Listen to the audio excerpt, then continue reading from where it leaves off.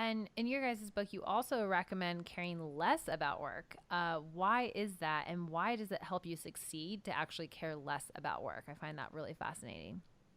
Yeah, this is Liz again. So we encourage people to just take a slight emotional step back from their jobs. It's still absolutely wonderful to have a job that you're passionate about and wake up every day excited to go into the office, but that actually becomes poisonous when you're overly invested and you start working at the cost of all your other relationships and all the other things that you have going on in your life.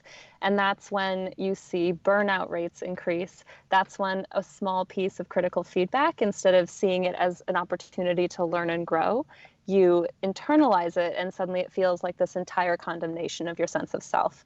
So in the book, we really encourage people, take the breaks you need. Many people feel guilty even asking for vacation, but it's just so important to be able to turn your brain off so that you're, one, able to recharge and come back to work in a week or even the next day to do your best job.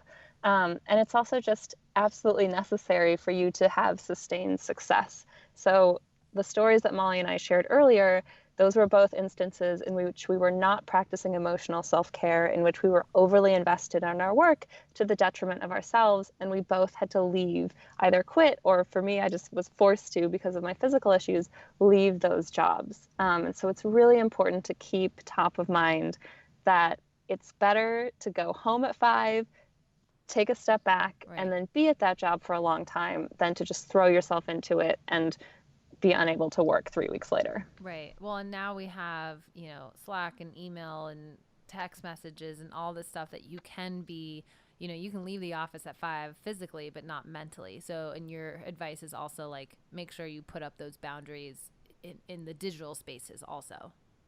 Yeah, we've both created rituals around putting our phone away before we go to bed. I make sure I actually don't have Slack on my phone, and that's Ooh, something I've gutsy. talked with my yeah, that's what I've talked with my coworkers about. And then actually just started a new job, and what I really loved is my manager on the first day sat me down and she was like, "We will have to work late some nights, but one thing that I want us to honor is to keep weekends sacred." And Hmm. so I do not want us communicating on the weekend. And there's, in the book, we give the example of Shonda Rhimes, who created Grey's Anatomy and is just like an amazing person. When she had children, she actually set an auto response on her email that if you emailed her after 7 p.m. or on weekends, it would say, "I'm not working. I'm taking time to be with my kids. If I'm your boss, may I suggest put your phone away."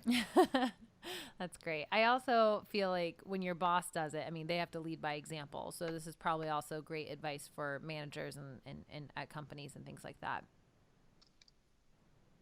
Yes. Okay, so you guys also talk about how jealousy can actually be a good thing at work, which I'm so curious because, you think of jealousy and your first reaction is, oh, that's not good, or no, I don't want to have that. Molly, I would love for you to kind of explain, like, why is jealousy at work actually maybe a good thing? Yes, we talk about this in our chapter on decision making. And so often we feel like these negative emotions we shouldn't pay attention to because we feel shame about them. But with jealousy and envy, we can actually learn from it. So we talked to Gretchen Rubin, who's the author of The Happiness Project, and she told us that when she was making the career transition from being a lawyer to being an author, she got her alumni magazines and she was looking through them. And the people that she was most jealous of were people who had great writing careers. But when she looked at people who had great law careers, she was like, doesn't matter. And so for her, that was a big sign of, oh, this person has something that I want. And so instead of doing all these mental gymnastics to try and say, oh, I don't feel this envy, I'm not going to pay attention to it, just know that it's okay and learn from it. Hmm. I wonder too if people would be more open about, like people don't say, I'm jealous of so and so because that looks bad on you. I wonder if people embrace being able to say it especially in the way that you're saying Gretchen Rubin did, where it's like, oh, I'm so jealous of all these authors. I want to be an author. I wonder if that would also change the narrative if it became kind of like a positive spin on it. Yes, absolutely. I think when we start naming it and talking about it, it normalizes it. It's similar. I mean, I was just listening to Brene Brown talk again about shame, and she was saying every time we use the word shame, we make it easier, and we sort of reduce the power of shame as a negative thing. And I think the same thing is true with these negative emotions. The more that we talk about them as normal and things that you can actually learn from, we reduce the sort of negative bias against them. Mm-hmm. We actually give similar advice because we get asked a lot about career transitions. And oftentimes it's not just, I know what I want to do. How do I get there? But it's, I don't like what I'm doing currently. How do I figure out what my next thing is? And one of the pieces of advice we always tell people to do is start with, self-reflections. Like look around at your friends and your family and, or, even LinkedIn or Instagram, who has the job, as you said, like that seems really cool. And looking at your alumni magazines is also a great idea. And I think also it's just it's a brainstorm, even though you wouldn't think of it as a natural way to brainstorm because you're using jealousy to fuel it. I think it's a great idea. Absolutely. And what recommendations do you have for giving and receiving feedback at work? Because that's another really hard one for people.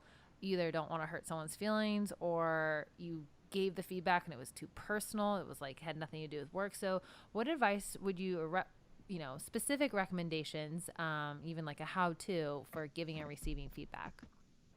Yeah, this is Liz, and we have 3 tips for giving feedback that doesn't pack such a painful punch. So it's very normal that when you receive criticism, or even if it's really constructive, that your initial reaction is just like, oh, this feels really bad. And so as the giver, here's how you can make that a little better. And the first is to focus on really specific behavior. So vague criticism is super useless. It's really hard to act on that.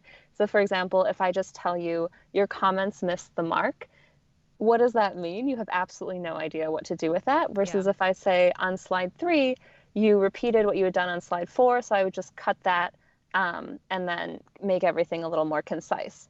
I've just told you what you need to do to improve, much more clear where to go from there.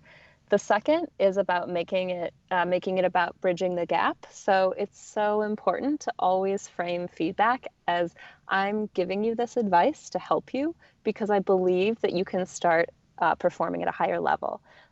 So one great way to do this is, again, to give the specific feedback and say, I have very high expectations of you, and I'm really confident that you can reach them. So again, it's just giving that support and how you're framing the feedback.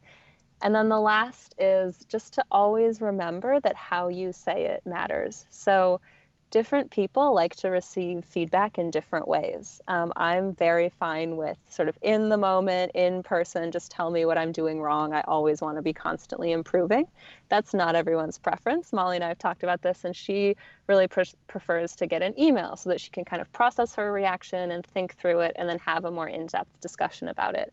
And so if someone is not aware of our preferences, they might be trying to be helpful, but actually make one of us feel really bad if they're delivering it in the wrong way. And same goes for praise. Some people love public praise, and some people just want to crawl into a hole and die if you put them in front of a crowd and start talking about how great they are. So really important, again, just to ask people how they prefer to communicate.